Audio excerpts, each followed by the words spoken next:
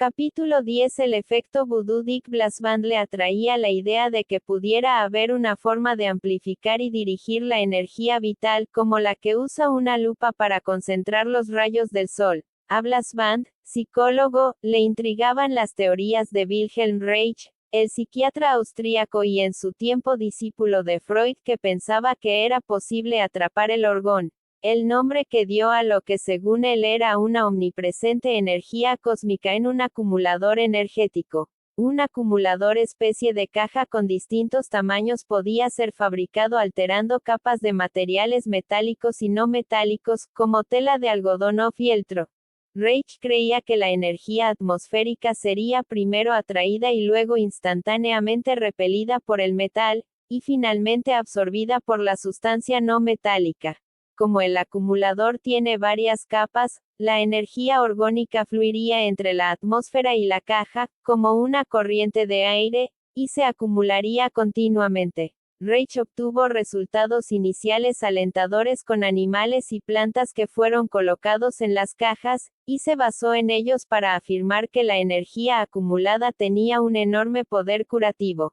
Blasband se dio cuenta de que las ideas de Reich sobre los campos de energía no eran muy distintas de las de su colega Freem, Albert Pope, y su trabajo sobre los biofotones. Tal vez la mejor forma de poner a prueba un acumulador consistía en medir su efecto sobre la emisión de esas pequeñas partículas de luz que generan los seres vivos. En agosto de 1993, Blasband viajó hasta el Instituto Internacional de Pope, en Kaiserslautern, Alemania. Él y Pope crearon una variedad de acumuladores de orgón y luego eligieron varias plantas del laboratorio de Pope, semillas de berro, plántulas de berro y Acetaularia crenulata, un tipo primitivo de alga marina, para que constituyesen la población experimental. Los fotomultiplicadores de Pope contarían las emisiones de luz de todas las plantas que estuviesen dentro o fuera de las cajas de orgón, y registrarían las diferencias. Blasband llevó a cabo 4 experimentos en los que colocó las algas en el acumulador.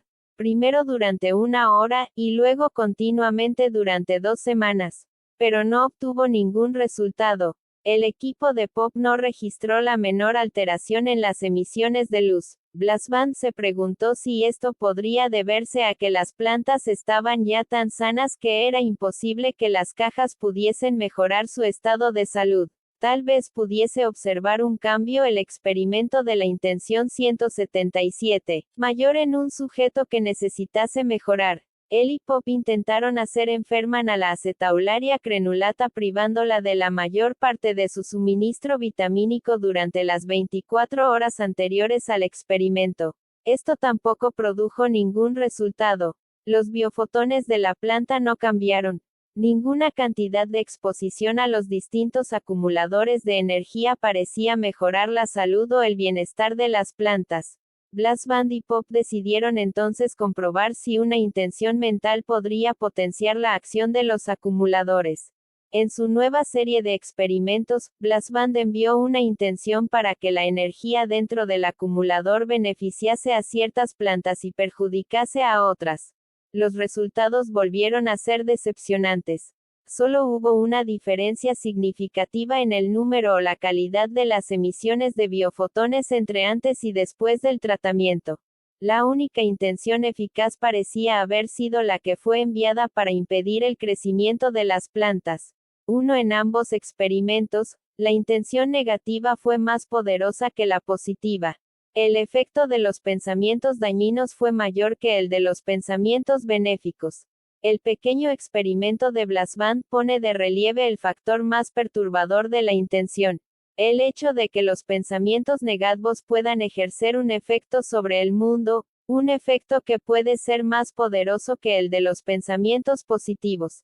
Después de todo, en muchas culturas, la oración y la intención tienen un lado oscuro que queda reflejado en los maleficios, el vudú y las maldiciones, todos ellos considerados formas altamente efectivas de intención negativa. Muchos curanderos usan medios negativos para alcanzar un objetivo positivo. Como ha señalado el Dr. Larry Dossey, Autor de Be Care FNLWAT John Pray for cuidado con lo que pidas en tus oraciones. 2. La intención negativa está en la base de la mayoría de las curaciones. Curarse de un agente infeccioso o de un cáncer requiere una intención de hacer daño. 3. Se parte de un deseo de matar algo. Inhibir las enzimas bacterianas, alterar la permeabilidad de las membranas de las células, o interferir con la nutrición de la célula o la síntesis del ADN. 4. Para que el paciente pueda mejorar, es evidente que el agente atacante tiene que morir.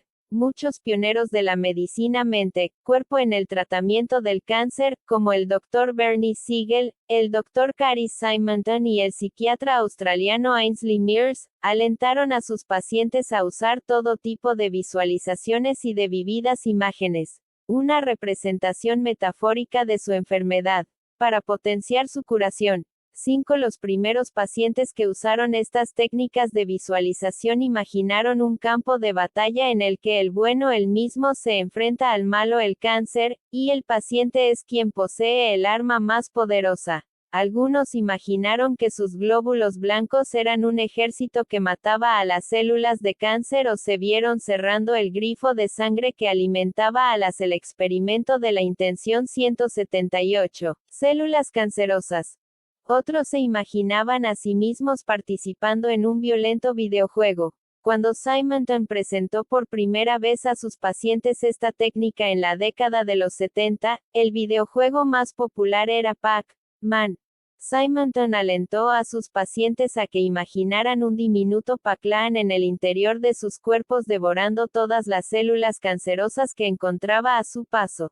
De cualquier forma, sean cuales sean los detalles de la visualización, la intención en sí tenía que ser asesina. El paciente debía querer aniquilar al enemigo.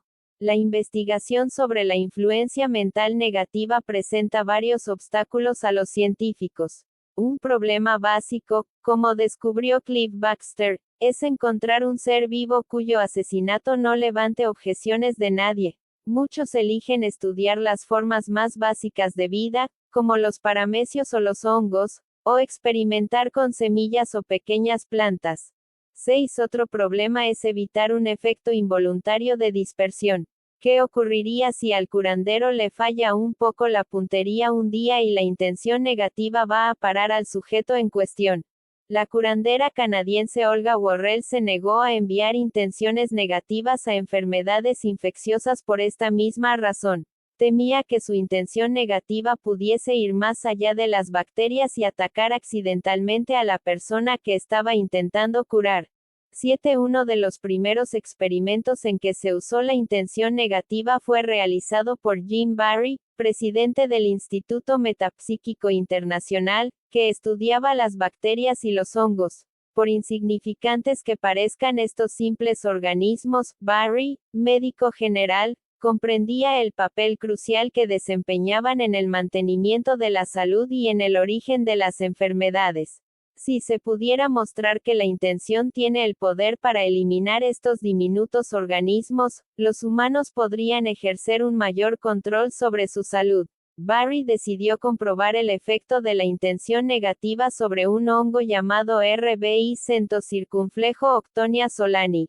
La RHI centocircunflejo Octonia, un filamento fibroso que es un pariente distante de la seta común, es el enemigo de unos 500 dpos de cultivos. Los agricultores la llaman podredumbre de la raíz o del tallo, ya que suele atacar estas zonas, deteniendo el crecimiento y finalmente consumiendo a la planta. A nadie le parecería mal que se encontrase un medio para controlar esta amenaza. Barry preparó una serie de placas de Petri para el experimento y las emparejó con unas placas de control que contenían el mismo upo de hongo. Reclutó a 10 voluntarios y asignó 5 placas experimentales y 5 placas de control a cada uno de ellos. A la hora señalada, cada voluntario tenía que enviar intenciones para detener el crecimiento de los hongos en las placas experimentales. Después del experimento, el encargado del laboratorio midió el crecimiento de cada muestra de RI centocircunflejo VC tonia. De las 195 muestras de hongos que el experimento de la intención 179 recibieron intenciones negativas, 151 el 77% presentaron un tamaño inferior al tamaño medio de los controles. 8 El estudio de Barry fue reproducido con éxito por investigadores de la Universidad de Tennessee, aunque este estudio también examinó el efecto de la influencia remota. Esta vez, los voluntarios que enviaban la intención se encontraban a 24 kilómetros de distancia de las muestras de hongos. 9 Una investigación similar fue llevada a cabo por Carol Nash, directora del Departamento de Parapsicología de la Universidad St. Joseph, de Filadelfia, pero con Escherichia coli, unos microbios que tienen un impacto directo en los seres humanos. Millones de estas bacterias, que ayudan a digerir la comida y a mantener a raya a las bacterias hostiles, residen pacíficamente en el tubo digestivo. La E. coli también metaboliza la lactosa, el azúcar que está presente en la leche. Sin embargo, al igual que muchos otros microbios, la E. coli puede de repente volverse un enemigo cuando sale del tracto digestivo o sufre una mutación y se convierte en una variante virulenta que produce enfermedades. Muchas cepas tóxicas también están presentes en la comida. Si los humanos pudiesen controlar su crecimiento, podrían evitar graves infecciones de E. coli y mejorar su salud digestiva. Nash decidió comprobar si la influencia mental podría afectar a las tasas de mutación de la bacteria E. coli. Generalmente, una población de E. coli comienza su vida sin capacidad para fermentar la lactosa y por lo tanto es lactosa negativa, pero después de pasar por varias mutaciones a lo largo de muchas generaciones, la nueva población adquiere esta capacidad y pasa a ser lactosa positiva. Este proceso suele producirse a un ritmo predecible. Nash quería comprobar si sus voluntarios podían acelerarlo o ralentizarlo. Para calcular la tasa de crecimiento de estos pequeños organismos, empleó un electrofotómetro, un aparato que cuenta los microbios midiendo las pequeñas variaciones en la densidad del medio en que están suspendidos. Cada uno de sus 60 participantes recibió 9 tubos de ensayo que contenían tanto cepas lactosa positivas como cepas lactosa negativas de E. coli.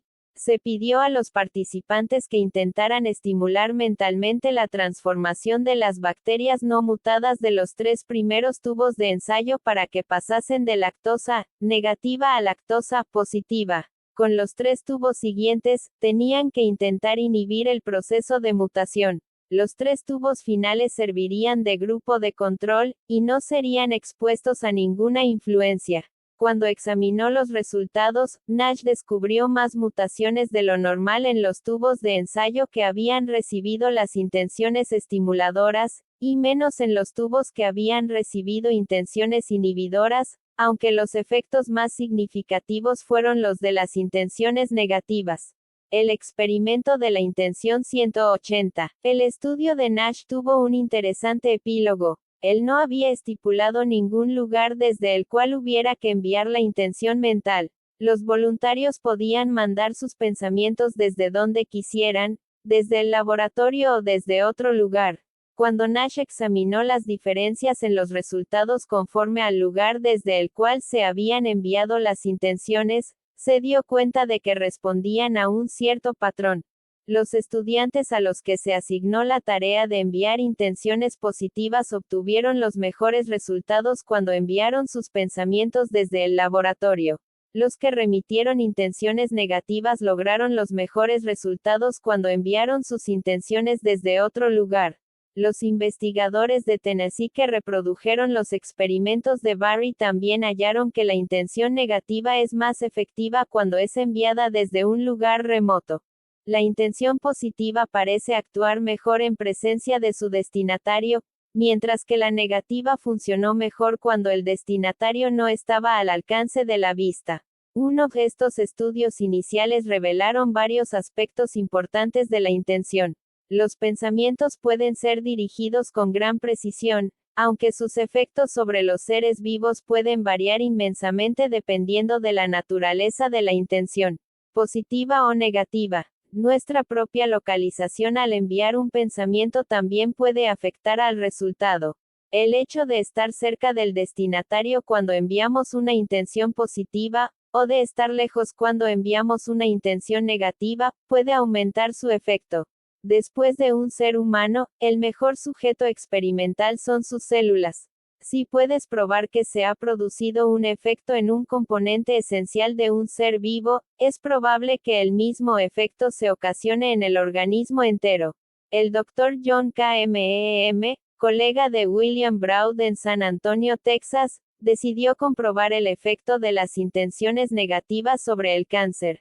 Aunque no podía poner a prueba su teoría con un ser humano, se conformó con una muestra de células de cáncer cervical, y reclutó a Matthew Manning, un exitoso curandero británico. Manning envió intenciones negativas o bien tocando el vaso de precipitado o bien a distancia, desde una habitación con aislamiento electromagnético.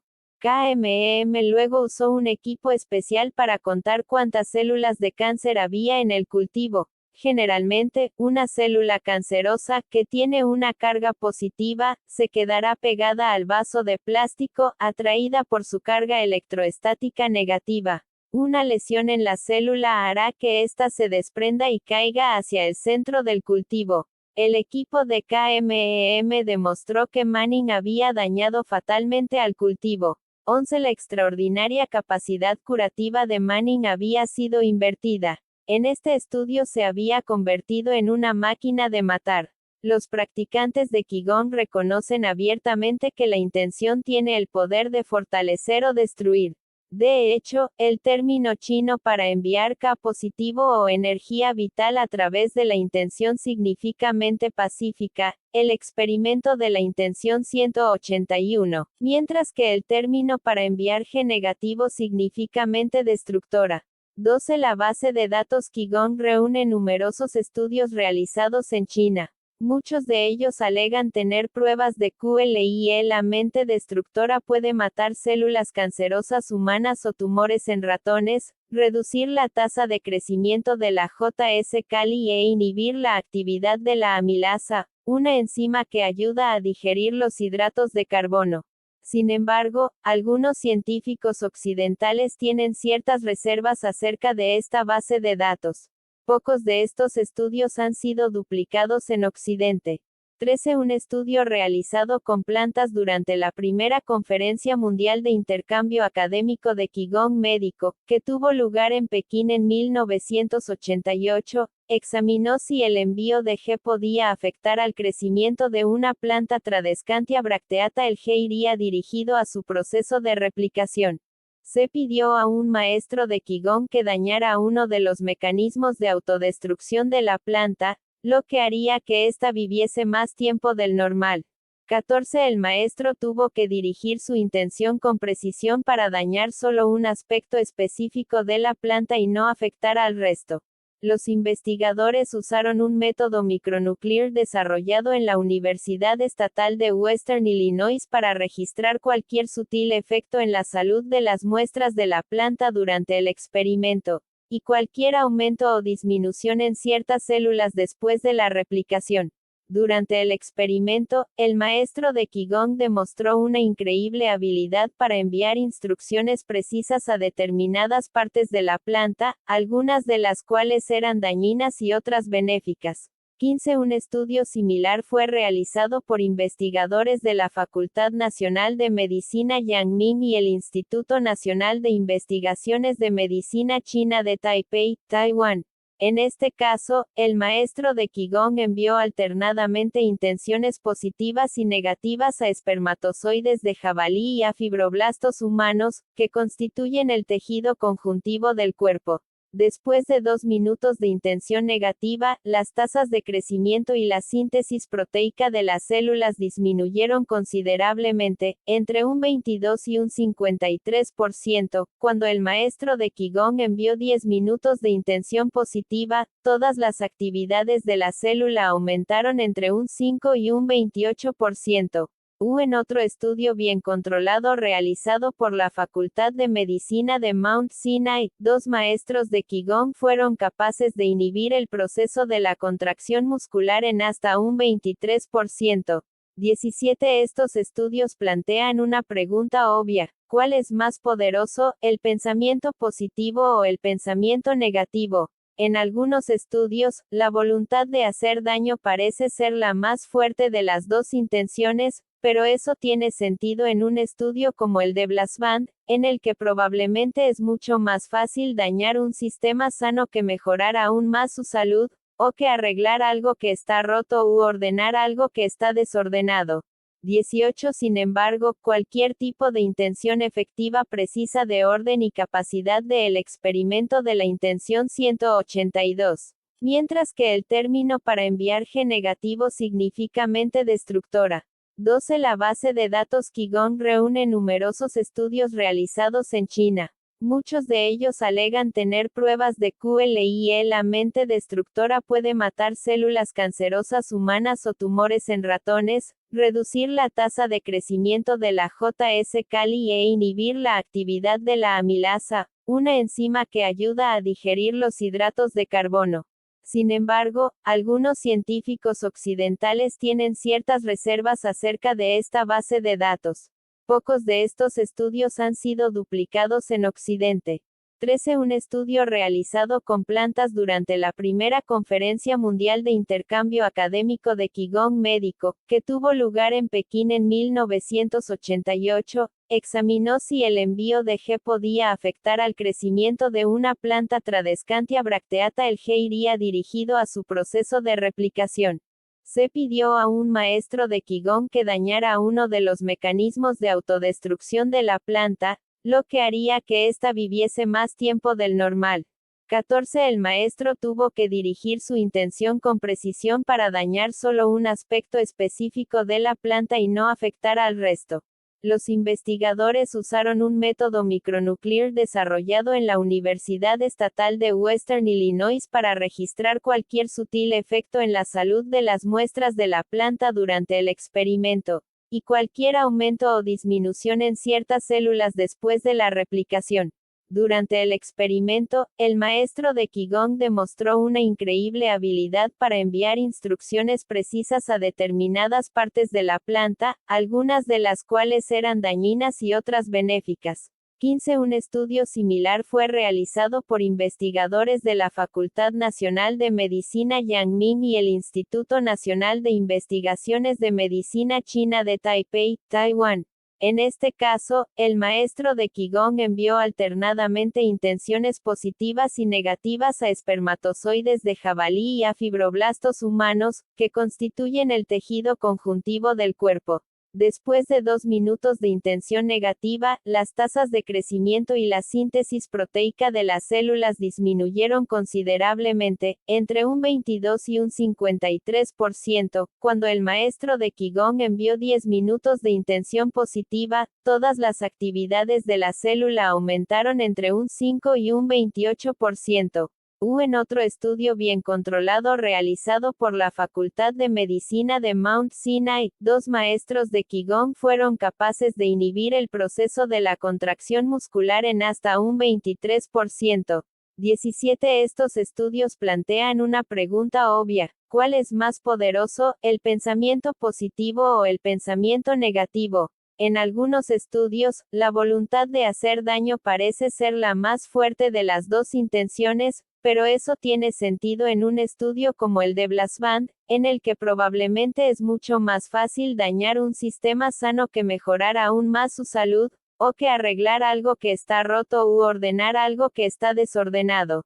18. Sin embargo, cualquier tipo de intención efectiva precisa de orden y capacidad de el experimento de la intención 182. Poderoso se produjo cuando combinó los dos enfoques, mezclando la intención de que regresaran al orden natural al imaginar que solo quedaban 3 células cancerosas. Consiguió inhibir el crecimiento en un 40%.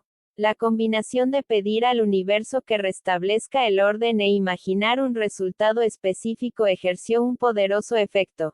Rain pidió a Lascaux que repitiera este enfoque combinado, pero centrándose en el entorno en el que crecían las células en lugar de en las propias células. Lascaux obtuvo los mismos resultados que cuando se centró en las células. El experimento de Lascaux fue instructivo. La intención curativa más eficaz había sido formulada como una petición, combinada con una visualización altamente específica del resultado, pero no necesariamente una visualización destructiva. 20 Para la curación, el enfoque más eficaz puede no ser destruir la fuente de la enfermedad, sino, al igual que con otras formas de intención, hacerse a un lado, desentenderse del resultado y dejar que una inteligencia superior restablezca el orden. La mayor parte de las investigaciones sobre la intención negativa se refiere a un deseo consciente de dañar algo. Me pregunté sobre esas veces en que la intención negativa es inconsciente. Supongamos que no te cae bien alguien y que sientes un resentimiento inconsciente hacia él. Le envías involuntariamente intenciones negativas. ¿Y qué sucede con esas explosiones repentinas de rabia? Es posible que tu rabia momentánea cause daño a alguien de forma no premeditada. Una limpiadora demasiado entusiasta que tuve arrancó todo el cromo de los accesorios de nuestro cuarto de baño. Cuando descubrí el destrozo, unas horas después de que se hubiese marchado, me dio tanta rabia que tuve que echarme. Acababa de terminar mi proyecto de renovación de 5 meses de nuestra recién comprada casa familiar y había supervisado cuidadosamente todo el proyecto, el cual nos había costado una buena parte de nuestros ahorros. Luego me enteré, para mi horror, de que más o menos en el momento en que estaba desahogando mi furia, la limpiadora se había caído al bajar del autobús y se había roto una pierna. En otra ocasión, me dio un ataque de rabia contra la gerente de nuestro banco, después de descubrir que hoy en día totalmente informatizado, no había registrado un depósito y había rechazado varios de nuestros cheques. Después, me horroricé al descubrir que cuando yo estaba descargando mi cólera, la gerente había tropezado con el bordillo de la acera y se había roto la mayoría de los dientes delanteros. Estos dos incidentes siempre hicieron que me sintiera culpable y al mismo tiempo despertaron mi curiosidad. ¿Fue su mala suerte culpa mía? ¿Era posible echar una maldición a alguien con los pensamientos? Pensé en todos los pensamientos negativos que circulan por nuestra mente cada día. El experimento de la intención 184. Pensamiento negativo sobre ti mismo: no tengo talento y soy perezoso, o sobre tus hijos: es tan vago. Es nula en matemáticas, puede acabar manifestándose como energía física y terminar convirtiéndose en una profecía autocumplida. De hecho, las ocasiones en que sientes una aversión hacia algo o hacia alguien, y que no puedes explicar de manera racional, pueden ser simplemente el instante en que estás captando una intención negativa hacia ti. Incluso los momentos en que estás deprimido pueden tener un efecto físico sobre la gente y los seres vivos que te rodean.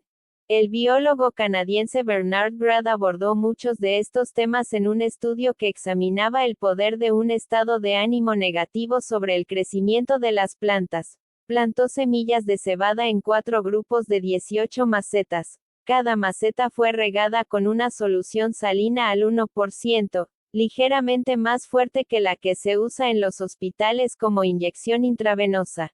Esta solución puede impedir el desarrollo de la planta. Cada uno de los otros 3 grupos de plantas fue regado con el agua salada, pero solo después de que una de 3 personas sostuviese en sus manos durante media hora el recipiente que contenía el agua. El grupo de control fue regado con una solución que no pasó por las manos de nadie. El primer recipiente con agua lo sostuvo un curandero que adoraba las plantas. Los otros 2 recipientes pasaron por las manos de pacientes con depresión. Un hombre que fue diagnosticado como psicótico depresivo y una mujer con depresión neurótica. Escogidos en el hospital donde trabajaba Grad. El hombre en cuestión estaba tan deprimido que ni siquiera preguntó lo que había en la botella, sino que supuso simplemente que Grad, con su bata blanca, era otro de los muchos médicos que le administraban terapia de choque. Mientras sostenía el recipiente en sus manos, se quejó rápidamente de los electrochoques y dijo que ya no los necesitaba. La mujer, en cambio, se puso muy animada cuando Brad le dijo que la botella era parte de un experimento. Media hora más tarde, cuando regresó a buscar la botella, descubrió que la había estado acunando como si fuera un bebé. Este giro inesperado de los acontecimientos preocupó a Brad, ya que la mujer había sido escogida precisamente porque se creía que su estado de ánimo sería negativo, pero parecía haber recuperado su alegría de vivir por el mero hecho de participar en un experimento. Después de crear un sistema multiciego que le impidiera saber quién había hecho qué cosa, Brad regó las semillas con el agua. Varias semanas después, se alegró al ver que los resultados encajaban más o menos con sus predicciones. Las plantas regadas con el agua del psicótico depresivo fueron las que crecieron más lentamente, seguidas por las plantas del grupo de control. Las que crecieron de forma más rápida fueron las regadas con el agua del curandero, seguidas, sorprendentemente, por las regadas con el experimento de la intención 185, agua de la mujer deprimida. Parecía que sus plantas habían crecido más rápidamente debido a su propio entusiasmo por el experimento. 21 Carol Nash realizó un experimento similar y pidió a un grupo de psicóticos que sostuvieran en las manos, durante media hora, unas botellas que contenían una solución de dextrosa y cloruro de sodio. Luego extrajo 6 milímetros de solución de cada botella y los vertió en tubos de fermentación. Los 24 tubos de ensayo recibieron una suspensión de hongos. Después de 2 horas, Nash midió la cantidad de dióxido de carbono producido en cada uno de los tubos. Y, a continuación, realizó mediciones periódicas durante las 6 semanas siguientes. Cuando comparó las soluciones que los psicóticos sostuvieron en sus manos con las del grupo de control, descubrió que en las primeras los hongos crecieron menos que en las segundas. 22 Incluso los sentimientos que están profundamente enterrados pueden tener un efecto sobre la gente a la que creemos tenerle afecto. En 1966, el Dr. S.C.O. Walker, de la Facultad de Medicina de la Universidad de Nuevo México, realizó un estudio sobre los alcohólicos que estaban en proceso de rehabilitación. Dividió el grupo al azar e hizo que miembros de la Faith Initiative de Albuquerque rezaran cada día por los alcohólicos durante 6 meses. La mitad de los participantes, algunos pertenecientes al grupo de tratamiento y otros al grupo de control, sabía que sus familiares estaban rezando por ellos. Al final de los 6 meses, SCO descubrió que los miembros de ambos grupos cuyos familiares y amigos estaban rezando por ellos estaban bebiendo más que los otros. La oración de las personas que supuestamente más deseaban ayudar a los pacientes estaba teniendo el efecto opuesto al deseado. SCO tenía una interesante interpretación para explicar este fenómeno. El efecto negativo de la oración de los familiares puede reflejar sus complicados sentimientos inconscientes hacia los alcohólicos. Aunque conscientemente pueden desear que sus seres queridos se recuperen, en el fondo es posible que esperen que continúen bebiendo, sobre todo si alguno de ellos también bebe y no quiere perder a un compañero de parranda. O tal vez el comportamiento egoísta y grosero de un alcohólico ha herido tanto a sus familiares que inconscientemente desean que se muera. Todos estos estudios son pequeños, pero tienen una importante implicación. Incluso tu estado mental actual lleva consigo una intención que ejerce un efecto sobre la vida que te rodea. La mente continúa afectando a su entorno tanto si enviamos conscientemente una intención como si no. Pensar es afectar. Cuando estamos intentando afectar conscientemente a alguien con nuestros pensamientos, sería bueno que sondeemos nuestros corazones y descubramos nuestros verdaderos sentimientos para asegurarnos de no estar enviando un amor contaminado. Estos estudios también plantean la posibilidad de que los pensamientos que emitimos constantemente afecten a los objetos inanimados que nos rodean.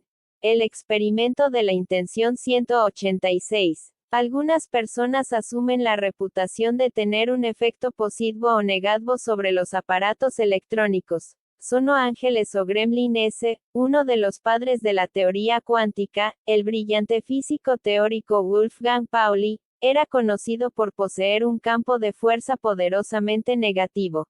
Siempre que llegaba a su laboratorio, los mecanismos fallaban, dejaban de funcionar o incluso explotaban. 23 Yo soy un gremlin de primera magnitud. Cuando estoy de mal humor en la oficina, todos los ordenadores comienzan a fallar. Una vez, durante un día de extrema agitación, después de estropear el ordenador y la impresora de mi casa, fui a mi oficina y lo intenté con algunos de los ordenadores que allí había. Uno a uno, murieron en mis manos. Cuando una de las fotocopiadoras láser también se bloqueó cuando intenté fotocopiar una página, mis compañeros de trabajo me pidieron por favor que me marchara. El fallecido Jack Benveniste descubrió de primera mano el efecto Gremlin cuando realizó experimentos sobre las señales electromagnéticas entre las células.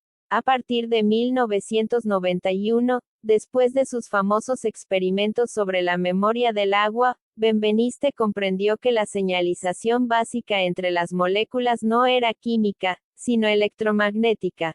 Dentro de una célula viva, las moléculas no se comunican mediante sustancias químicas, sino a través de señales electromagnéticas de baja frecuencia, y cada molécula tiene su propia frecuencia característica. Hasta el final de su vida en el 2005, Benveniste exploró la posibilidad de que estas señales moleculares pudieran ser transferidas usando simplemente un amplificador y bobinas electromagnéticas. Demostró que era posible producir una reacción molecular sin la presencia de la molécula en cuestión, reproduciendo simplemente el sonido característico de esa molécula. Uno de los muchos experimentos de Benveniste con las señales celulares consistía en la interrupción de la coagulación del plasma, el componente líquido y amarillento de la sangre. La capacidad de coagulación del plasma, producto de la presencia de calcio en el líquido, puede ser controlada con precisión, primero extrayendo químicamente todo el calcio existente en el plasma y luego reañadiendo determinadas cantidades del mineral. Añadir heparina, un anticoagulante, también evita la coagulación del plasma, incluso en presencia del calcio. En su experimento, Benveniste extrajo el calcio del plasma y le agregó calcio al agua, pero en lugar de añadirle heparina al agua con calcio, se limitó a exponer esta al sonido de la heparina transmitido por la frecuencia electromagnética digitalizada de la heparina que había descubierto. Como con todos sus otros experimentos, la frecuencia característica de la heparina funcionó como si las moléculas de la propia heparina hubiesen estado allí. En su presencia, la sangre perdió capacidad de coagulación. El experimento de la intención 187. Benveniste hizo que se fabricara un robot para llevar a cabo este experimento, sobre todo para silenciar a sus críticos eliminando el sesgo potencial de la interferencia humana. El robot era una caja con un brazo que se movía en 3 direcciones, exponiendo mecánicamente el agua con calcio a la heparina en varios fáciles pasos. Después de cientos de estos experimentos, Benveniste descubrió que el procedimiento funcionaba generalmente bien excepto en los días en que cierta mujer, una científica con mucha experiencia, estaba presente. Benveniste sospechó que la mujer debía de estar emitiendo algún tipo de ondas que bloqueaban las señales. Desarrolló un sistema para comprobarlo, y descubrió que la mujer emitía poderosos campos electromagnéticos altamente coherentes que parecían interferir con las señales de comunicación de su experimento. De alguna manera, la mujer actuaba como un demodulador de frecuencias. Benveniste decidió hacer otra prueba más y pidió a la mujer que sostuviera en las manos un tubo de pastillas homeopáticas durante 5 minutos. Cuando luego analizó el tubo con su equipo, todas las señales moleculares habían sido borradas. Como era probable que el problema fuese electromagnético, el lógico paso siguiente era proteger la máquina de los campos electromagnéticos mediante un escudo. Pero cuando el escudo fue colocado, la máquina dejó de producir buenos resultados. Benveniste pasó varios días reflexionando sobre este nuevo desarrollo. Tal vez tuviese que ver con efectos positivos del entorno, y no simplemente con la ausencia de efectos negativos. Redro el escudo y pidió al encargado del laboratorio que se situase delante del robot. Inmediatamente, este volvió a producir resultados perfectos. Apenas el hombre se marchó y el escudo fue recolocado, el robot volvió a las andadas. Esto sugería que al igual que había personas que interferían en el funcionamiento de ciertos aparatos, otras tenían un efecto positivo. El escudo, instalado originalmente para detener las influencias negativas, había bloqueado también las influencias positivas. Benveniste pensó que la única sustancia cerca del robot capaz de captar influencias positivas o negativas era el tubo con agua, de modo que pidió al director técnico del laboratorio que guardara el tubo en su bolsillo durante 2 horas. Después puso el tubo en la máquina, hizo que el encargado abandonara la sala y colocó el escudo. Acto seguido, los experimentos con el robot funcionaron en el 100% de los casos. 2. Estas historias anecdóticas del efecto Grem-LTN no son tan inverosímiles cuando uno tiene en cuenta la montaña de datos generados por el laboratorio PER que demuestra que la intención humana tiene la capacidad para hacer que el output aleatorio de los ordenadores sea más ordenado incluso cuando la intención no es consciente ni deliberada. La conciencia de un ser vivo puede ejercer un importante efecto sobre la tecnología de los microprocesadores, que el experimento de la intención 188 hoy en día es extremadamente sensible. Las más pequeñas perturbaciones en un proceso cuántico pueden ser altamente disruptivas. Mi propio efecto Gremlin parece estar relacionado con momentos de gran estrés y agitación, pero en el caso de algunas personas puede ser la propia naturaleza de su sistema de pensamiento. La idea de que podemos cargar un objeto inanimado con nuestros pensamientos está en la base de las artes ocultas de muchas culturas indígenas que infunden intenciones negativas en efigies y muñecos de vudú, y luego las usan para atacar a los enemigos. Hay una rica tradición en el empleo de las efigies, pero no existen muchos estudios científicos sobre ellas. Dean Radin diseñó una vez un experimento para comprobar la eficacia de los muñecos del vudú como instrumento de la intención positiva. Fabricó una pequeña efigie de una persona, y luego hizo que un grupo de voluntarios que la conocía dirigiera sus oraciones hacia el muñeco. Resultó que las oraciones tuvieron un efecto demostrable. Un ejemplo de vudú benéfico. 26. Si podemos ser receptores involuntarios de influencias negativas, deberíamos hacer algo para bloquearlas o desviarlas. Muchos mediums recomiendan usar la visualización para crear una imagen mental de protección, como imaginarse a uno mismo dentro de una burbuja gigante. Marilyn Schlimm y William Broad pusieron a prueba esta idea en una variante de sus experimentos sobre la mirada en la que participaron 300 voluntarios divididos en parejas y luego colocados en habitaciones separadas. Se solicitó a un miembro de cada pareja el emisor que usara una combinación de visualización y técnicas de autorregulación como la relajación o el entrenamiento autogénico para relajarse o para energizarse.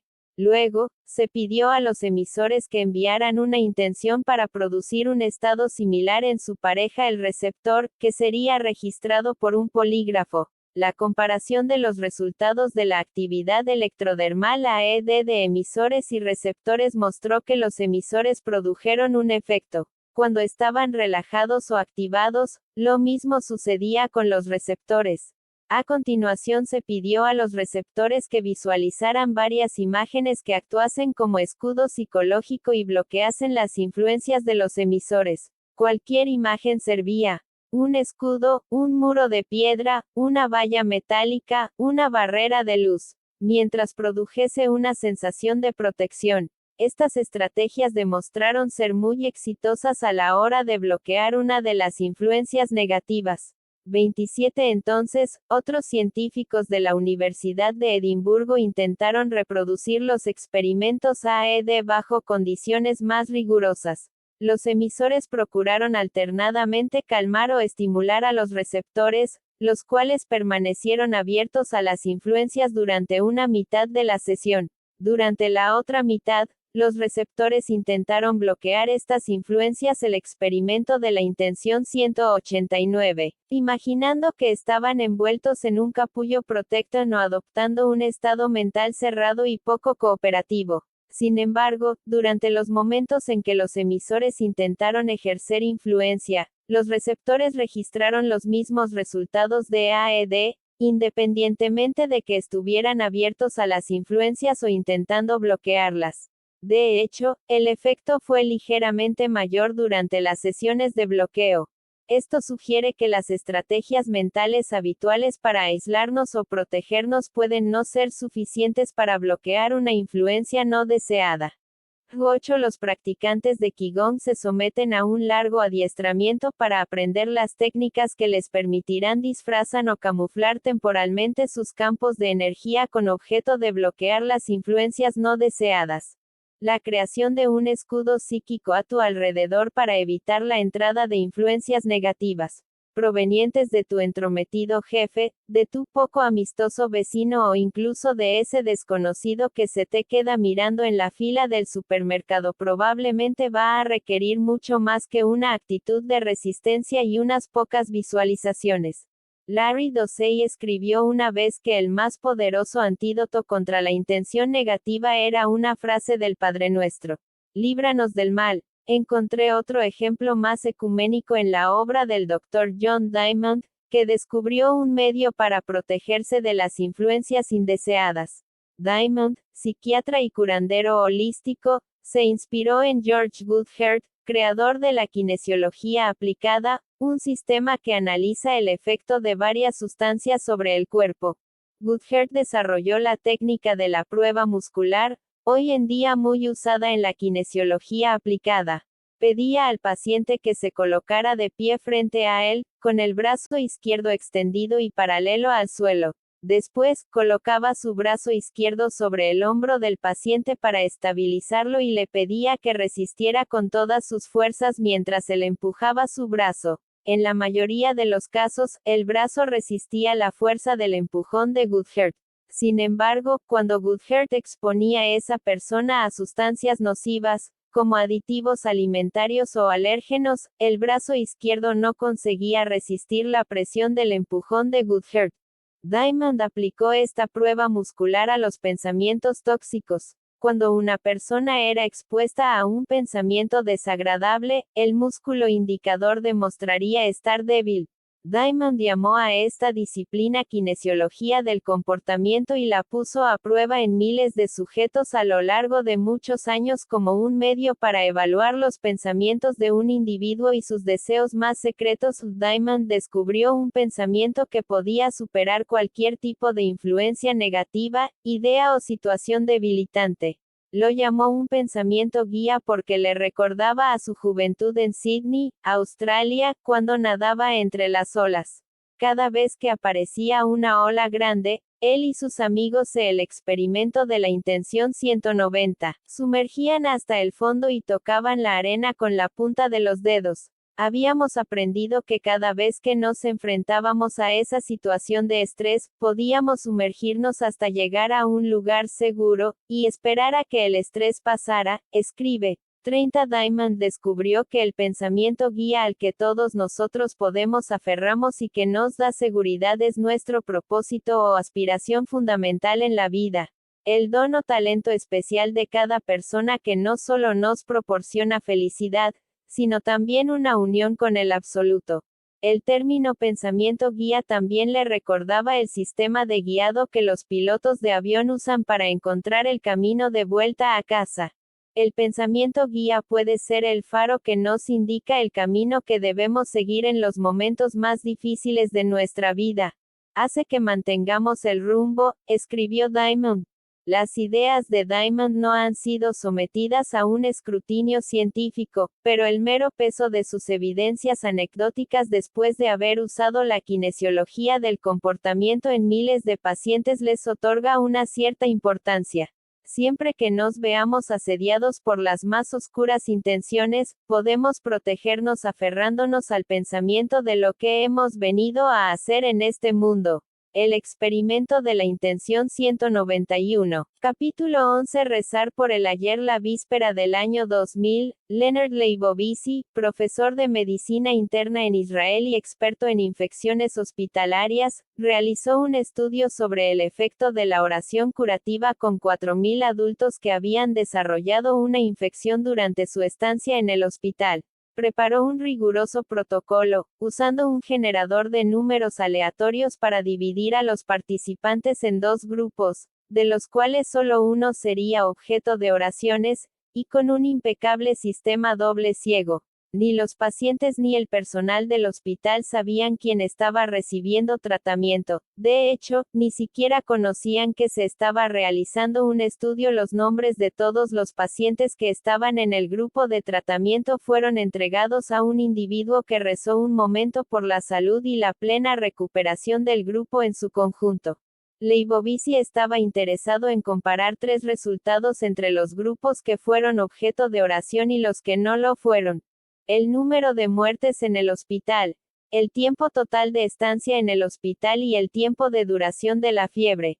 Al analizar los resultados, empleó varias medidas estadísticas para evaluar la importancia de cualquier diferencia. Como suele suceder, el grupo que fue objeto de oración tuvo menos muertes que el grupo de control, 28.1% frente al 30.2%, aunque la diferencia no fue estadísticamente significativa. Lo que sí fue científicamente revelador, sin embargo, fue la gran diferencia que hubo entre el grupo que fue objeto de oración y el grupo de control en lo que respecta a la severidad de la enfermedad y el tiempo de curación. Las personas que fueron objeto de oración tuvieron una fiebre de mucha más corta duración, pasaron menos días en el hospital y se recuperaron más rápido que las del grupo de control. 13. Tema de las investigaciones de Leibovitz. Los efectos curativos de la oración no era desde luego ninguna novedad, pero su estudio presentaba un giro que sí era novedoso. Los pacientes habían estado en el hospital entre 1990 y 1996. La oración se realizó en el año 2000, entre 4 y 6 años después. El estudio pretendía ser una broma. El British Medical Journal BMJ lo había publicado en el 2001 en su edición de Navidad, uno que generalmente está reservada para comentarios desenfadados y poco serios. Pero Leibovitz no estaba bromeando. Intentaba poner de manifiesto algo importante de la forma más gráfica posible. Leibovitz sentía una afinidad especial por las matemáticas y las estadísticas, y las usaba repetidamente en sus reseñas y metaanálisis. El experimento de la intención 192, cuando evaluaba determinados procedimientos. Había incluso llegado a creer que las enfermedades y el éxito de los tratamientos podían predecirse mediante modelos matemáticos. 2. Pero, en su opinión, el método científico se estaba corrompiendo por su descuidada aplicación en la medicina alternativa. 2 años antes, también en la edición navideña del BMJ, Leibovitz había publicado un artículo en el que alegaba que la medicina alternativa que se hacía pasar por medicina científica era como un polluelo de cuco en un nido de carnicero. 3. Los gritos del polluelo intruso son indistinguibles de los gritos de los polluelos de carnicero. De hecho, cuando crece, los del cuco son tan fuertes como los de 8 polluelos de carnicero juntos. Los padres carnicero ignoran que tienen un intruso en el nido y siguen alimentando al polluelo de cuco. Para perjuicio, incluso mortal, de sus propias crías. Leibovitz estaba convencido de que la medicina alternativa no podía satisfacer las exigencias del rigor científico, y que no deberíamos perder tiempo y recursos valiosos en el cuco del nido. Pero con este artículo, parecía que el que estaba perdiendo su tiempo y su energía era Leibovitz. La mayoría de sus colegas se habían equivocado tanto que su único recurso era mostrarles cómo eran las cosas. 2 años más tarde, su estudio sobre la oración apareció en el BMJ. Había querido mostrar que no se puede usar el método científico para explicar cosas subjetivas como la oración. El problema fue que todo el mundo se tomó el estudio al pie de la letra. Docenas de escépticos se burlaron de él, como escribió un crítico, si fuera posible violar la flecha temporal de esta forma, uno podría retroceder en el tiempo y evitar el Holocausto asesinando a Hitler. 4. En apoyo de Leibovitz, muchos científicos interesados en la investigación psíquica alegaron que el estudio ofrecía pruebas de que la oración era efectiva en cualquier punto del tiempo.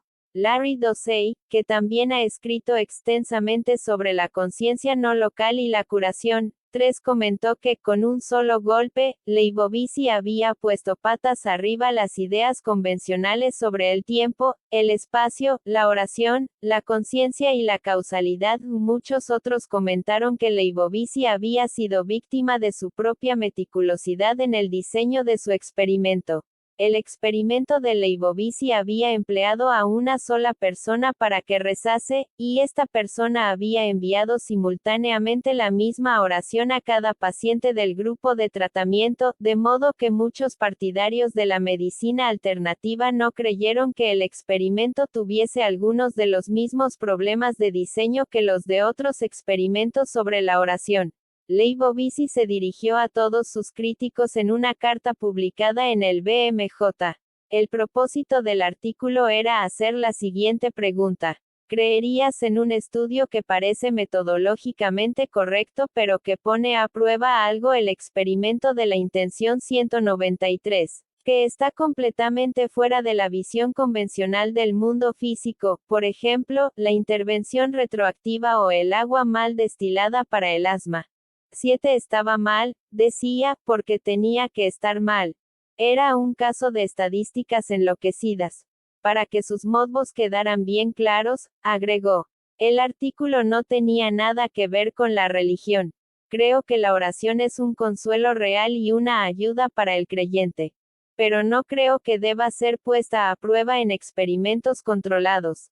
De hecho, su verdadero propósito fue el siguiente. Negar desde un comienzo que los métodos empíricos puedan ser aplicados a asuntos que están completamente fuera del modelo científico del mundo físico. O, más específicamente, si la probabilidad preexperimental es infinitesimalmente baja, los resultados del experimento no la modificarán, y el experimento no debería realizarse. Aunque Leibovitz había pretendido usar la ciencia para probar el absurdo de la medicina alternativa, acabó demostrando a mucha gente que podemos rezar hoy para afectar a algo que sucedió en el pasado. Leibovitz parecía lamentar haber realizado su experimento y se negó a hablar más sobre él. 8. A pesar de todos sus esfuerzos por aplicar la razón y la lógica a la medicina, ese fue el trabajo por el cual más se le recordaría. Un estudio que demostraba que, en efecto, podemos retroceder en el tiempo y cambiar el pasado. Una de las presuposiciones más básicas acerca de la intención es que ésta opera de acuerdo con un principio mayoritariamente aceptado de causa y efecto. La causa debe siempre preceder al efecto. Si A es la causa de B, entonces A tiene que haber sucedido antes. Esta hipótesis refleja una de nuestras creencias más profundas. El tiempo es un movimiento unidireccional. Esta presuposición se afianza continuamente en nuestra vida cotidiana. Primero pedimos nuestro café, luego la camarera lo trae hasta nuestra mesa. Primero hacemos el pedido de un libro en Amazon, y a continuación el libro llega por correo. De hecho, la prueba más tangible de la flecha del tiempo la constituye nuestro propio envejecimiento. Primero nacemos, luego envejecemos y morimos. Del mismo modo, creemos que las consecuencias de nuestras intenciones solo pueden tener lugar en el futuro. Lo que hacemos hoy no puede alterar lo que sucedió ayer. Sin embargo, un voluminoso conjunto de pruebas científicas sobre la intención viola estas presuposiciones básicas sobre la causalidad. Las investigaciones han dejado constancia de claros casos de efectos de reversión temporal, en que el efecto precede a la causa. El experimento de Leibovitz fue la única investigación sobre la oración realizada hacia atrás en el tiempo. La intención curativa pretendía alterar acontecimientos que ya habían sucedido. Pero para muchos científicos de vanguardia, este experimento de oración retroactiva simplemente representaba un ejemplo sacado de la vida real. de algo que el experimento de la intención 194. Ellos observaban en el laboratorio. De hecho, algunos de los mayores efectos se producen cuando la intención es enviada sin seguir la estricta secuencia temporal. Los estudios como el de Leibovizzi nos plantean una de las ideas más estimulantes de todas, que los pensamientos puedan afectar a otras cosas independientemente del momento en que ese pensamiento fue concebido y que, de hecho, puedan funcionar mejor cuando no siguen la secuencia temporal convencional de causalidad. Robert Hahn y Brenda Dunn, del laboratorio Peart, descubrieron este fenómeno cuando investigaron el desplazamiento temporal en sus experimentos con generadores de sucesos aleatorios GSA. En 87.000 de estas pruebas, se pidió a los voluntarios que intentaran influir mentalmente sobre los resultados de cara o cruz generados por las máquinas, pero entre 3 días y 2 semanas después de que los generadores hubiesen concluido su tarea. En su conjunto, los experimentos de desplazamiento temporal lograron incluso mayores efectos que los experimentos estándar. Jane y Don consideraron que estas diferencias no eran significativas, solo porque el número de experimentos realizados de esta forma era pequeño en comparación con el resto de su monumental conjunto de pruebas. Sin embargo, la mera idea de que la intención pudiese funcionar igual de bien hacia atrás, hacia adelante o secuencialmente hizo que Hahn comprendiera que teníamos que desechar nuestras ideas convencionales sobre el tiempo. El hecho de que los efectos fueran incluso mayores en los experimentos de desplazamiento temporal sugería que los pensamientos tienen aún más poder cuando su transmisión trasciende el tiempo y el espacio ordinarios. La retrocausalidad ha sido explorada con gran detalle por el físico holandés Dick Bierman y su colega Joep Hout-Cooper, de la Universidad de Ámsterdam, y luego por el Helmut Schmidt, un físico excéntrico de la empresa Lockheed Martin que creó una elegante variación de la influencia remota con desplazamiento temporal en GSA para determinar si la intención de una persona podía alterar los resultados de una máquina después de que ésta hubiese realizado su tarea. Modificó su GSA para conectarlo a un dispositivo de audio de modo que activara aleatoriamente un clic que sería grabado en una cinta de audio y escuchado a través de unos auriculares por el oído izquierdo o por el oído derecho. Luego puso en marcha la máquina y grabó el resultado, asegurándose de que nadie, ni siquiera él mismo, estuviese escuchando. Después de hacer copias de esta cinta maestra de nuevo, sin que nadie escuchara, la guardó bajo llave, para eliminar la posibilidad de fraude, y entregó las copias a los voluntarios un día después. Los voluntarios estudiantes de medicina tenían que escuchar la cinta El experimento de la intención 195, y enviar una intención para producir más clics en el oído izquierdo. Schmidt también creó cintas de control poniendo en marcha el dispositivo de audio, pero sin pedir a nadie que intentara influir sobre los clics. Como era de esperar, los clics derechos o izquierdos de los controles estaban distribuidos más o menos uniformemente. Una vez que los participantes realizaron sus intentos por influir sobre las cintas, Schmidt hizo que su ordenador analizara las cintas de los estudiantes y las cintas maestras para ver si había alguna desviación respecto de los patrones aleatorios normales. Descubrió un resultado significativo en más de 20.000 pruebas realizadas entre 1971 y 1975. Tanto en las copias como en las cintas maestras, el 55% tenía más clics en el oído izquierdo que en el derecho. Y ambas series de cintas concordaban perfectamente. Schmidt creía comprender el mecanismo que explicaba estos improbables resultados. No era que sus participantes hubiesen alterado una cinta después de que ésta hubiese sido creada.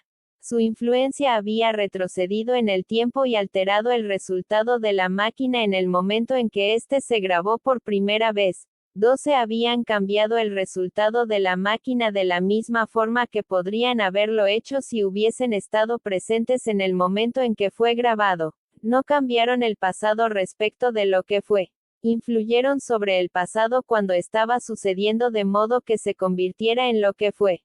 Schmidt refinó continuamente el diseño de sus experimentos retroactivos a lo largo de 20 años, y acabó empleando estudiantes de artes marciales, que han sido adiestrados en el control de la mente. En un experimento, utilizó un contador de radioactividad para generar una presentación visual de números aleatorios. Los estudiantes se sentaban frente a esta presentación e intentaban influir mentalmente sobre los números para producir una determinada distribución estadística. Una vez más, logró un resultado altamente significativo, con una probabilidad de 1 entre 1000 de que los resultados fuesen producto del azar. De alguna forma, la intención de los estudiantes había retrocedido en el tiempo para alterar lo que ya había ocurrido. 13. La intención con desplazamiento temporal también ha sido aplicada con éxito a los seres vivos. El parapsicólogo Elmar Gruber, del Institut für Grenzgebiete der Psychologie und Psychohygiene de Friburgo, realizó una serie de ingeniosos experimentos que examinaban si se puede influir a posteriori sobre el movimiento de los animales y los humanos. En su primera serie de experimentos tenía jerbos corriendo en ruedas de ejercicio y moviéndose dentro de una gran jaula. Un contador especial llevaba la cuenta del número de revoluciones de la rueda de ejercicio. Un haz luminoso en la jaula estaba conectado a un dispositivo que registraba cada vez que el jerbo entraba en contacto con el haz. Del mismo modo, pidió a un grupo de voluntarios que caminara alrededor de una zona surcada por un haz luminoso, que también el experimento de la intención 196. Estaba conectado a un aparato que registraba cada vez que los voluntarios atravesaban el haz. Gruber luego convirtió cada revolución de la rueda o contacto con el haz luminoso en un sonoro clic. Se grabaron cintas con los clics, que fueron copiadas y almacenadas para eliminar cualquier fraude. Entre 1 y 6 días después, se pidió a los voluntarios que escucharan las cintas e intentaran influir mentalmente sobre los jerbos para que corriesen más rápido de lo normal, o para que la gente atravesara el haz luminoso más veces de lo habitual. El éxito consistiría en la obtención de un número de clics mayor de lo acostumbrado. Gruber realizó 20 veces cada DPO de prueba, y en cada caso comparó las cintas de los voluntarios con cintas realizadas durante sesiones en que los animales y los humanos no fueron expuestos a la influencia remota. 4 de los 6 grupos de pruebas lograron resultados significativos, y en 3 de ellos, el tamaño de efecto fue superior a 0.44. El tamaño de efecto es un valor estadístico que se usa en la investigación científica para reflejar las dimensiones del cambio o resultado. Se obtiene mediante varios factores, generalmente comparando dos grupos, uno de los cuales ha experimentado un cambio. Un tamaño de efecto inferior a 0.3 es considerado pequeño, 1 entre 0.3 y 0.6 es mediano y cualquier valor por encima de 0.6 es grande. La aspirina, considerada uno de los medicamentos más exitosos de la era moderna para la prevención de los ataques al corazón, tiene un tamaño de efecto de solo 0.032, más de 10 veces menor que el efecto de tamaño de Gruber. En el caso de la prueba de la rueda de ejercicio y del jerbo, el tamaño de efecto fue un enorme 0.714. Si estos resultados se hubiesen referido a un medicamento, Gruber habría descubierto uno de los mayores salvavidas de todos los tiempos. Gruber llevó a cabo 6 fascinantes experimentos más. En uno de ellos contó el número de veces que los clientes de un supermercado de Viena atravesaban un haz luminoso, y luego contó el número de ocasiones que un haz luminoso era atravesado por coches que pasaban por varios túneles de la ciudad durante la hora punta. Estos resultados fueron nuevamente convertidos en clics, y las cintas con los clics fueron guardadas durante 1 y 2 meses antes de ser entregadas a unos voluntarios a los que se pidió que influyeran sobre la velocidad de los clientes o de los coches. Esta vez, decidió incluir entre los voluntarios a algunas personas con capacidades paranormales. También creó cintas similares, que no estuvieron expuestas a intención remota, para usarlas como controles.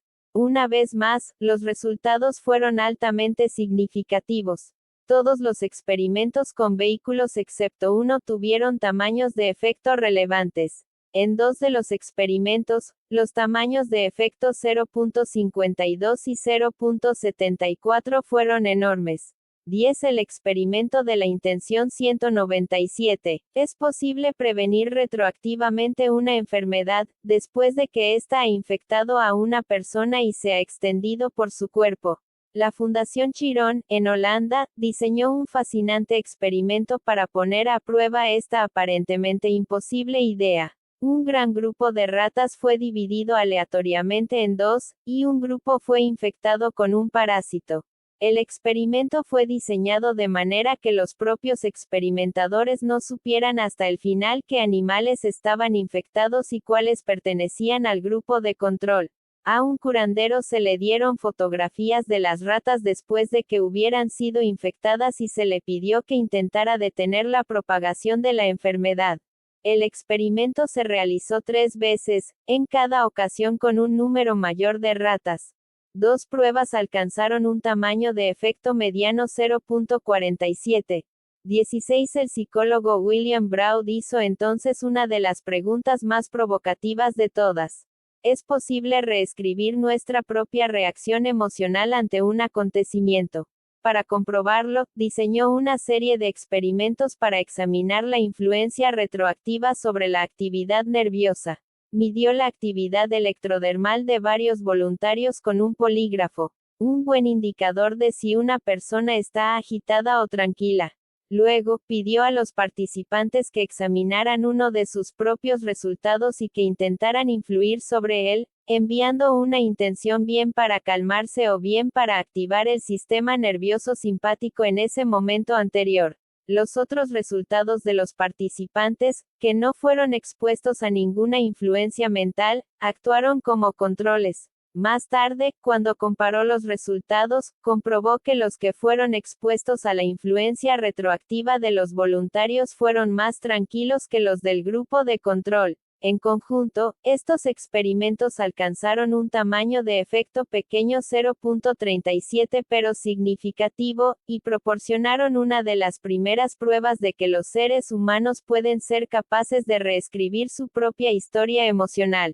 17. Helmut Schmidt empleó con éxito un diseño similar en sus experimentos para cambiar su propio ritmo respiratorio pregrabado, demostrando que también es posible modificar retroactivamente su propio estado físico. 18. Dean Radin preparó una prueba de actividad electrodermal similar a la de Braud, pero agregando distancia a la prueba de influencia retroactiva. 2 meses después de realizar las pruebas, Radin envió copias de los resultados electrodermales a varios curanderos en Brasil y les pidió que intentaran alterarlas. Después de 21 pruebas de este tipo, Radin logró un tamaño de efecto de 0.47, similar al de Braud. 1. Radin también examinó la posibilidad de que, en ciertas condiciones, un acontecimiento futuro pudiese influir sobre una respuesta anterior del sistema nervioso. Usó ingeniosamente un extraño fenómeno psicológico llamado el efecto Stroop, nombrado en honor de su descubridor, el psicólogo John Ridley Stroop, 20, creador de un importante test de el experimento de la intención 198, la psicología cognitiva. El test de Stroop usa una lista de nombres de colores, por ejemplo, verde impresos en distintas juntas de colores. Stroop comprobó que cuando se pide a alguien que lea el nombre de un color lo más rápido posible, tarda mucho más cuando el nombre del color es distinto al color de la DNTA. Por ejemplo, cuando la palabra verde está impresa en DNTA roja que cuando el nombre del color es el mismo que el de la DNTA. Por ejemplo, cuando la palabra verde está impresa en DNTA verde. Los psicólogos creen que este fenómeno tiene que ver con la diferencia que existe entre la cantidad de tiempo que necesita el cerebro para procesar una imagen el color y la que necesita para procesar una palabra el nombre del color. El psicólogo sueco Holger Klintman diseñó una variante del test de Stroop. Se pedía a los voluntarios que primero identificaran el color de un rectángulo lo más rápido que pudieran, y luego se les preguntaba si un determinado color coincidía con el color que acababan de ver. Se produjo una gran variación en la cantidad de tiempo que los voluntarios necesitaron para identificar el color del rectángulo. Clintman comprobó que la identificación del color del rectángulo era más rápida cuando coincidía con el nombre del color que se les mostraba a continuación. 21. El tiempo empleado en identificar el color del rectángulo parecía depender de la segunda tarea en la que se determinaba si el nombre mostrado coincidía con el color del rectángulo. Clintman llamó a este efecto interferencia de reversión temporal. En otras palabras, el efecto posterior influía sobre la reacción del cerebro al primer estímulo. Radin creó una versión moderna del experimento de Clintman. Sus participantes se sentaban frente a una pantalla de ordenador e identificaban lo más rápido que podían los colores de rectángulos que aparecían en la pantalla tecleando la primera letra del nombre del color. La imagen de la pantalla era entonces sustituida por el nombre de un color, y el voluntario tenía que teclear o bien una S sí para indicar que el nombre del color coincidía con el color del rectángulo o bien una N no para indicar que los colores no coincidían.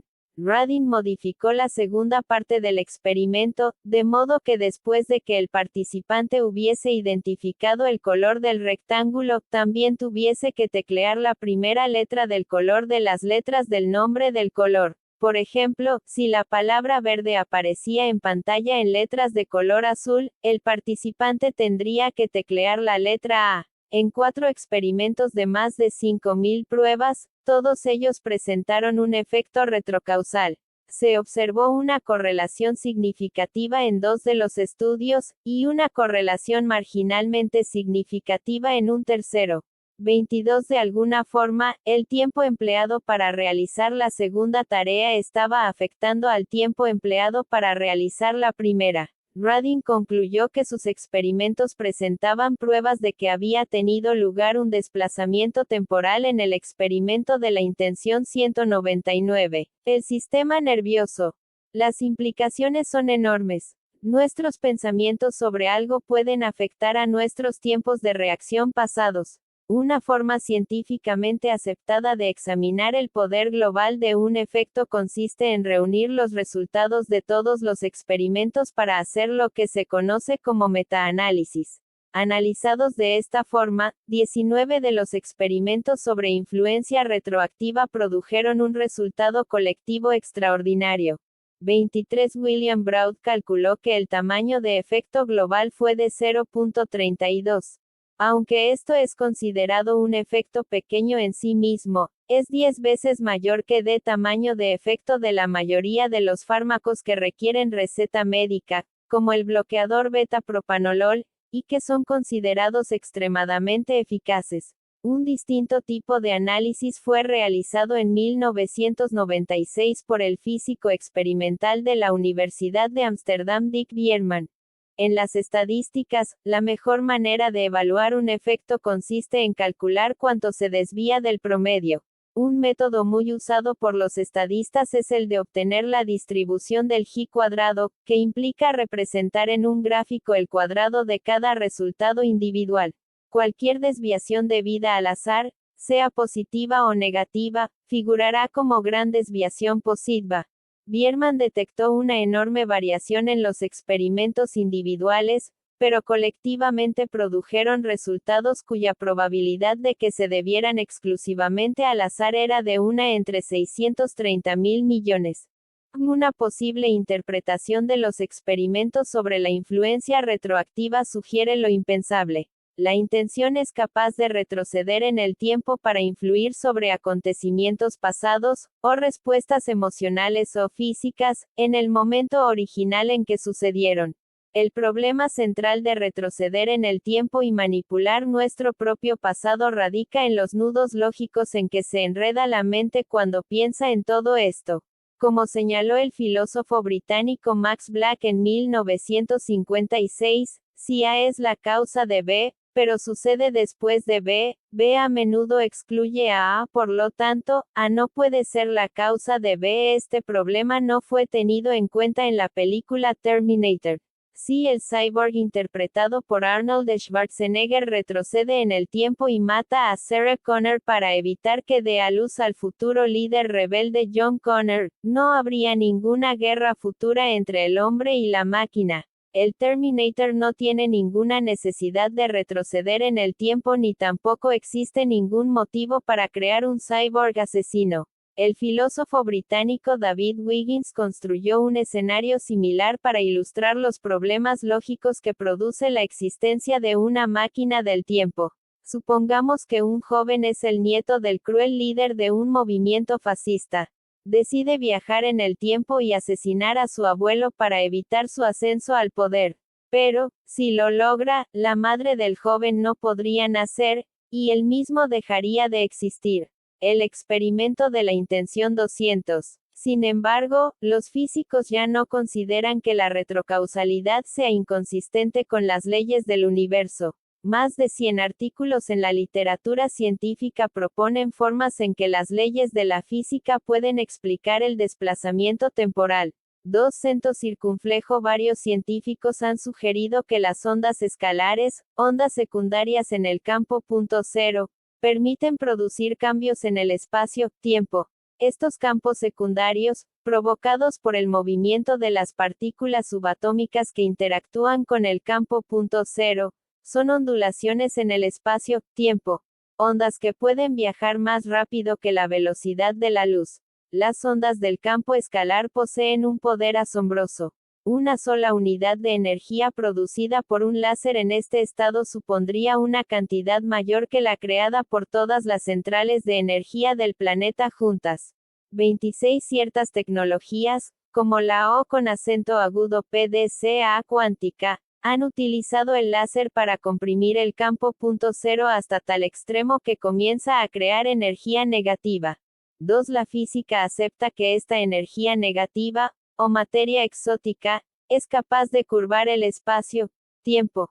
Muchos teóricos creen que la energía negativa nos permitiría viajar a través de los agujeros de gusano, desplazarnos a velocidad warp, construir máquinas del tiempo e incluso ayudar a los seres humanos a evitar.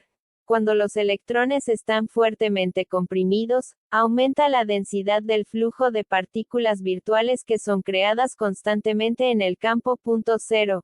Estos flujos se organizan en ondas electromagnéticas que fluyen en dos direcciones, y pueden por lo tanto avanzar y retroceden en el tiempo. 28. El físico Evan Harris Walker fue el primero en proponer que la física cuántica puede explicar la influencia retroactiva. Pero para ello es necesario tener en cuenta el efecto del observador. 29. Walker y después Henry Stapp, físico de partículas de la Universidad de California, en Berkeley, que actuó como supervisor independiente del último experimento de Helmut Schmidt sobre las artes marciales, creían que haciendo un pequeño ajuste en la teoría cuántica y usando la teoría cuántica no lineal se podían explicar todos los casos de influencia retroactiva. En un sistema lineal como la mecánica cuántica vigente, el comportamiento de un sistema puede describirse fácilmente. 2 más 2 igual a 4. El comportamiento del sistema es la suma de sus partes. En uno no lineal, 2 más 2 puede ser igual a 5 o incluso a 8. El comportamiento de sistema es más que la suma de sus partes. Y muchas veces no se puede predecir cuanto más. En opinión de Walker y Stapp, convertir la teoría cuántica en un sistema no lineal les permitiría incluir otro elemento más en la ecuación: la mente humana. En el experimento de Schmidt sobre las artes marciales, los números que aparecían en la pantalla permanecieron en su estado potencial de infinitas posibilidades hasta que fueron observados por los estudiantes. En ese momento, la intención mental de los estudiantes y los números en la pantalla, el experimento de la intención 201, interactuaron cuánticamente.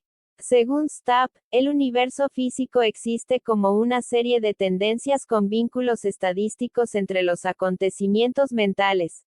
Aunque la cinta con los números ha sido generada, estos se dividen en varios canales de resultados posibles. Cuando una persona mira los números, su estado mental también se dividirá en el mismo número de canales. Su intención seleccionará un determinado canal, y hará que se manifieste un único número. Marca registrada la voluntad humana. Nuestra intención crea la realidad, en todas las ocasiones. La otra posibilidad es que toda la información del universo esté a nuestro alcance en cualquier momento, y que el tiempo exista en un gigantesco presente extendido. Broad especuló que los presentimientos sobre el futuro pueden ser un desplazamiento hacia atrás en el tiempo, un acontecimiento futuro que de alguna forma retrocede en el tiempo con objeto de influir sobre una mente presente. Si simplemente inviertes el presentimiento y lo llamas influencia retroactiva, de modo que toda actividad mental futura influya sobre el presente, mantienes el mismo modelo y los mismos resultados que los experimentos sobre la retrocausalidad. Toda la precognición puede ser una muestra de influencia retroactiva. 5. Todas las decisiones futuras pueden influir sobre el pasado. También hay una posibilidad de que en el nivel más fundamental de nuestra existencia no exista nada parecido al tiempo secuencial. La energía pura que se da en el nivel cuántico no tiene tiempo ni espacio, sino que existe como un amplio continuum de cargas fluctuantes. Nosotros somos, en cierto sentido, el tiempo y el espacio. Cuando aportamos energía a la conciencia mediante el acto de percepción, creamos objetos separados que existen en el espacio a través de un continuum mensurable. Al crear el tiempo y el espacio, creamos nuestra propia separación y también nuestro propio tiempo. Según Bierman, lo que parece ser retrocausalidad es simplemente una demostración de que el presente depende de condiciones o resultados potenciales futuros, y que la no localidad se produce tanto en el tiempo como en el espacio. En cierto sentido, nuestras acciones, elecciones y posibilidades futuras ayudan a crear nuestro propio presente. Según esta visión, nuestras acciones y decisiones presentes están siendo constantemente influenciadas por nuestro futuro. Esta explicación ganó fuerza gracias a un simple experimento mental realizado por Vlatko Vedral y uno de sus colegas de la Universidad de Viena, Časlav Bruckner, un serbio que había conseguido salir de Yugoslavia durante la guerra civil y que, como Vedral, pasaba mucho tiempo en el laboratorio vienés de Seilinger. Cuando pasó un año como becario en el Imperial College de Londres en compañía de Vedral, Bruckner comenzó a pensar en la computación cuántica y el experimento de la intención 202, en el hecho de que sea miles de millones de veces más rápida que la computación clásica. Una vez se consiga perfeccionar un ordenador cuántico, nos permitirá explorar hasta el último rincón de Internet en media hora. 32 Podría este gran avance en velocidad estar basado en la desigualdad de Bell, el famoso test de la no localidad. Bell demostró que la influencia remota mantenida entre dos partículas subatómicas, incluso a través de grandes distancias, violaba nuestra visión newtoniana de la separación en el espacio. Podría usarse este mismo test para mostrar cuando las limitaciones temporales, los límites que gobiernan el tiempo, también son violadas. Bruckner contó con la colaboración de Vedral para diseñar un experimento mental. Este se basaba en un supuesto de la ciencia sobre el tiempo. En la evolución de una partícula, una medición realizada en cierto momento será totalmente independiente de una medición realizada más tarde o más temprano. En este caso, la desigualdad de Bell se referiría a la diferencia entre dos mediciones llevadas a cabo en distintos momentos. Para su experimento, ya no necesitaban dos partículas, y por lo tanto podían eliminar la partícula Bob y concentrarse en el fotón, Alice. La tarea ahora consistía en realizar cálculos teóricos de la polarización de Alice en dos momentos distintos. Si las ondas cuánticas se comportan como una cuerda de saltar que está siendo agitada en un extremo, la dirección hacia la que apunta la cuerda se llama polarización. Para calcular sus secuencias matemáticamente, Bruckner y Vedral usaron lo que se denomina espacio Hilbert o espacio abstracto. Primero calcularon la polarización de Alice, y a continuación la midieron algunos momentos más tarde. Cuando terminaron su cálculo de la posición presente de Alice, regresaron y midieron nuevamente su polarización anterior. Descubrieron que la desigualdad de Bell había sido sin duda violada. La segunda vez obtuvieron un resultado distinto a la primera polarización. El propio acto de medir a Alice en un momento posterior influenció y de hecho cambió la forma en que fue polarizada antes. Las implicaciones de su asombroso descubrimiento no pasaron desapercibidas. La revista New Scientist incluyó sus resultados en un espectacular artículo de portada, El entrelazamiento cuántico, cómo el futuro puede influir sobre el pasado, y concluyó, la mecánica cuántica parece desafiar las leyes de causa y efecto. El entrelazamiento en el tiempo pone al espacio y al tiempo en igualdad de condiciones dentro de la teoría cuántica. Los resultados de Bruckner sugieren que podemos estar pasando por alto algo importante en nuestra comprensión de cómo funciona el mundo. 33. En mi opinión, el experimento mental de Bruckner tenía una importancia mucho mayor que la simplemente teórica. Mostraba que la causa y el efecto. El experimento de la intención 203 instantáneos se producen no solo en el espacio sino también hacia atrás y posiblemente hacia adelante en el tiempo. Ofrecía la primera demostración matemática de que las acciones de cada momento influencian y cambian las acciones de nuestro pasado. Es muy posible que cada acción que realicemos y cada pensamiento que tengamos en el presente alteren todo nuestro pasado. Y aún más importante, su experimento confirmaba el papel central que desempeña el observador en la creación, y la transformación, de la realidad. La observación había tenido un rol crucial en cambiar el estado de la polarización del fotón. El mero acto de medir una entidad en un determinado momento modifica su estado anterior. Esto puede querer decir que cada una de nuestras observaciones cambia algún estado anterior del universo físico. Un pensamiento deliberado para transformar algo en nuestro presente podría también influir sobre nuestro pasado. El propio acto de la intención, de realizar un cambio en el presente, también puede afectar a todo lo que nos ha conducido hasta ese momento. Este tipo de influencia retroactiva se parece a las correlaciones no locales que se encuentran en el mundo cuántico, como si las conexiones estuviesen siempre ahí en alguna configuración subyacente. 34. Puede que nuestro futuro ya exista en algún tipo de estado nebuloso que actualizamos en el presente. Esto tiene sentido, ya que las partículas subatómicas existen en un estado potencial hasta que son observadas o imaginadas.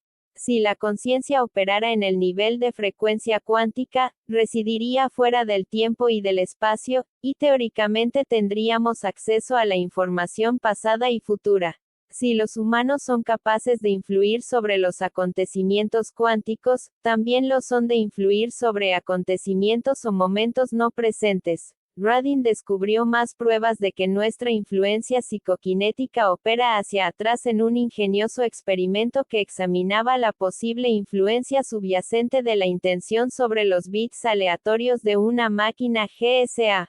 Primero realizó 5 experimentos consistentes en miles de pruebas, y luego analizó los resultados mediante un proceso llamado cadena Markov, que implica un análisis matemático de cómo los resultados de la máquina GSA cambian con el tiempo. Para este proceso, utilizó 3 modelos distintos de intención. Primero, una influencia causal que va hacia adelante en el tiempo. La mente empuja al GSA en una determinada dirección durante el período en que ejerce influencia. Segundo, una influencia precognitiva. La mente intuye el momento preciso para influir sobre las fluctuaciones aleatorias de la máquina y producir el resultado deseado mirando en el futuro y trayendo de vuelta al presente esta información. Y tercero, una verdadera influencia retrocausal. La mente establece primero el resultado futuro y aplica toda la cadena de acontecimientos que lo producirán hacia atrás en el tiempo. El experimento de la intención 204. El análisis de los datos llevó a Radin a una conclusión ineludible. Este no era un proceso que funcionara hacia adelante, en un intento por alcanzar un determinado objetivo, sino que se trataba más bien de un flujo de información que había viajado hacia atrás en el tiempo. 3 Pero cuánto del pasado podemos cambiar en el mundo concreto de la vida real.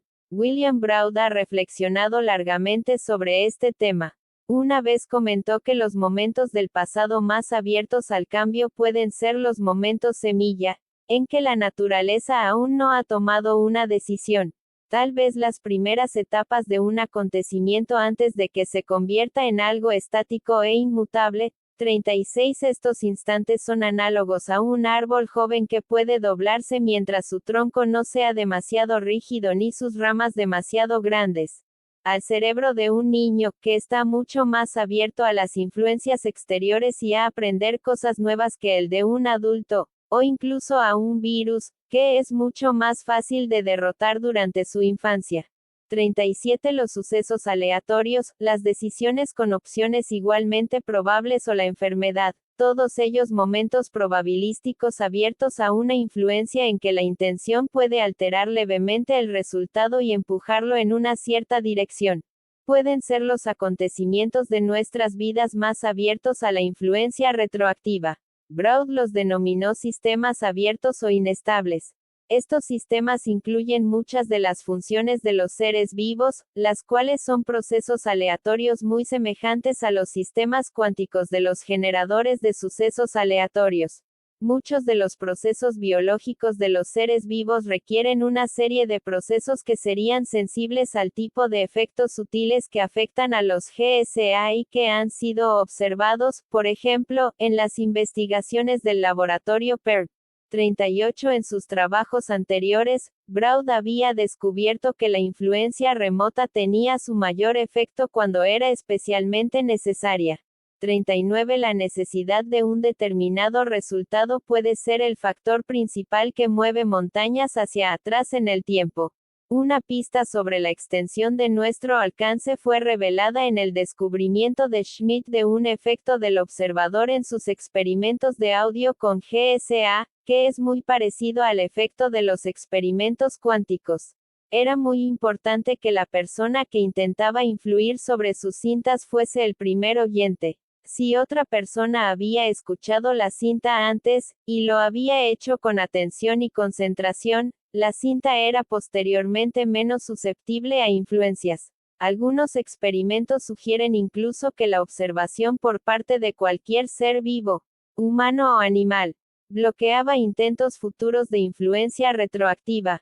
Bierman comprobó esto mediante una fuente radiactiva que activaba señales sonoras con una separación de un segundo y que luego serían presenciadas por un observador final.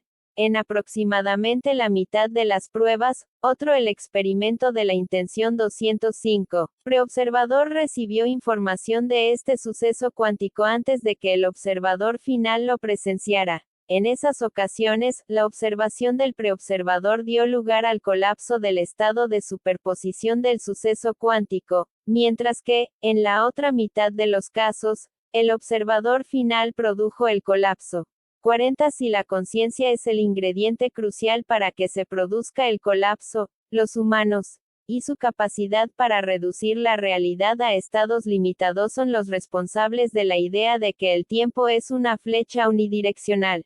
Si nuestra elección futura de un determinado estado es lo que afecta a su colapso presente, la realidad puede ser que nuestro futuro y nuestro presente están constantemente en contacto. Esto coincide con lo que se sabe del efecto del observador en la teoría cuántica, que la primera observación de una entidad cuántica reduce su estado de puro potencial a un estado determinado. 41 Esto parece sugerir que, si nadie hubiese visto nunca a Hitler, podríamos haber sido capaces de enviar una intención para impedir el Holocausto. Aunque nuestra comprensión del mecanismo es aún primitiva, la evidencia experimental de la reversión del tiempo es bastante sólida. Estas investigaciones retratan la vida como un gigantesco y borroso aquí y ahora, y la mayor parte de ella, pasado, presente y futuro, está abierta a nuestra influencia en cualquier momento. Pero esto alude a la idea más inquietante de todas. Una vez ha sido creado, un pensamiento vive para siempre. El experimento de la intención 206.